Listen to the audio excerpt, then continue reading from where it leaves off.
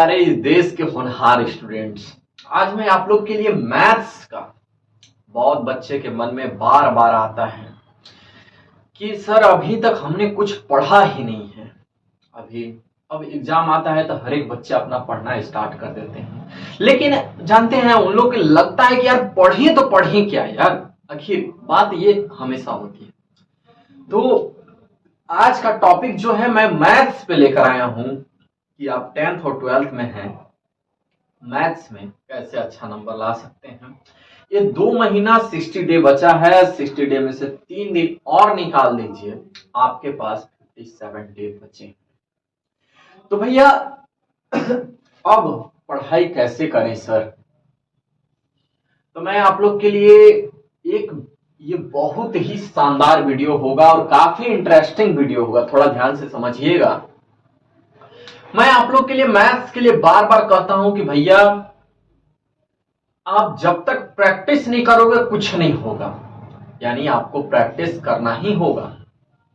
और मैथ्स कहता ही है कि जब तक हमको रगड़ोगे नहीं तब तक हम तुम्हारे पास नहीं आएंगे, तो उसे रगड़ना होगा।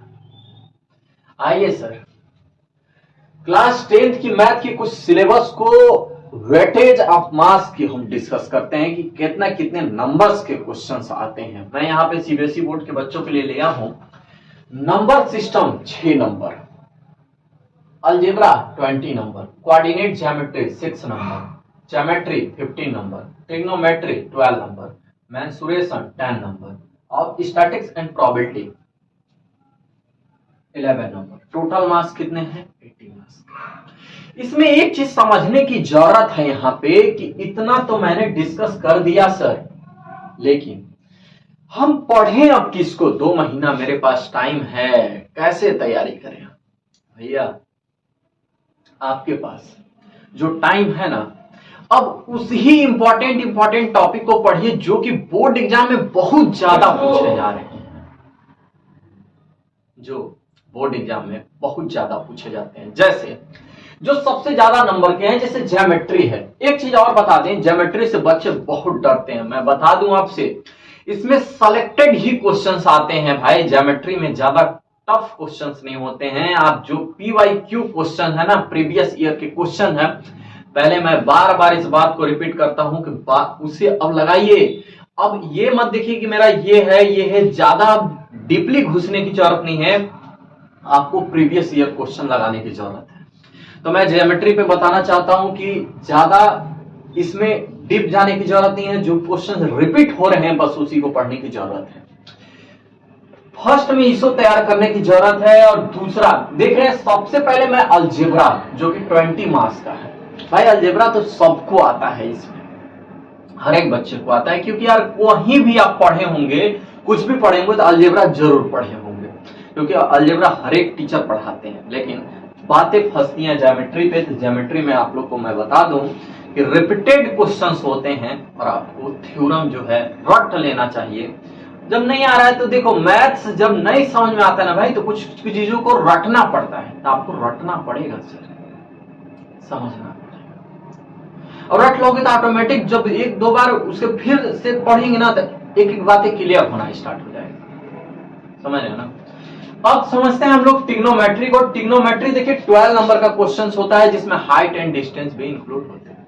तो ये तो आपको काफी अच्छा से पढ़ लिए होंगे और काफी अच्छा आता भी होगा, क्योंकि ट्रिग्नोमेट्री हर एक बच्चे कर लेते हैं। तो 2-3 ये टॉपिक पे मैं इसलिए बताया। देखिए मेंसुरेशन में क्या है ना भाई, कि आप यदि अच्छे से समझ गए मेंसुरेशन के चैप्टर को, कि इधर से एक सेमी सर्कल ऐड कर रहा है, इधर कोन ऐड कर रहा है, तो कैसे निकालेंगे, तो बाल्टी का वैल्यूम कैसे निकालेंगे, थरिया का कैसे आप किसी का भी निकाल सकते हो सर, लेकिन समझो, कॉन्सेप्ट को समझो। अब तुम्हें कॉन्सेप्ट समझना हो। हाँ, ये चीज ध्यान रहे, अब ज्यादा क्वेश्चन के पीछे मत भागो। मैं बोला आपसे, कॉन्सेप्ट समझिए और जितना भी क्वेश्चन का जो हर एक टॉपिक का पहले फार्मूला याद कर लो। मेंसुरेशन जो है, ट्रिग्नोमेट्री जो है, ये सब जितने भी चैप्टर है ना भाई, वो सब आपके फार्मूला बेस्ड क्वेश्चंस है। तो फार्मूला आपको याद होना चाहिए। एक कॉपी में लिखिए, नहीं लिखे हैं तो लिखिए, ठीक है। ये सभी सब्जेक्ट पे अप्लाई हो सकता है। ठीक है, अब हिस्ट्री पॉलिटी छोड़ दो उसको। हाँ, एस्थेटिक्स एंड प्रोबेबिलिटी, ये तो हर एक बच्चे अगर चाहे ना तो काफी 11 में 11 मार्क्स ला सकता है, इसमें कोई शक नहीं है। अभी भी पढ़ के लाया जा सकता है। और नंबर सिस्टम 6 नंबर तुम्हारे हाथ में। कोऑर्डिनेट ज्योमेट्री, इसमें से साला एकदम पूरा हाथ में रखा हुआ है, 6 नंबर आप ला सकते हो। ये रहे कुछ टेंस के और 80 मार्क्स है। अभी भी आप पढ़ना स्टार्ट कर दीजिए। पीवाई क्वेश्चंस को जितना हो सके उतना लगाइए। डेली का टारगेट आपसे अब टारगेट बनाना होगा। यदि मैथ में 80 मार्क्स लाना है तो डेली 50 क्वेश्चन टारगेट बना लो अब, क्योंकि टाइम नहीं है यार।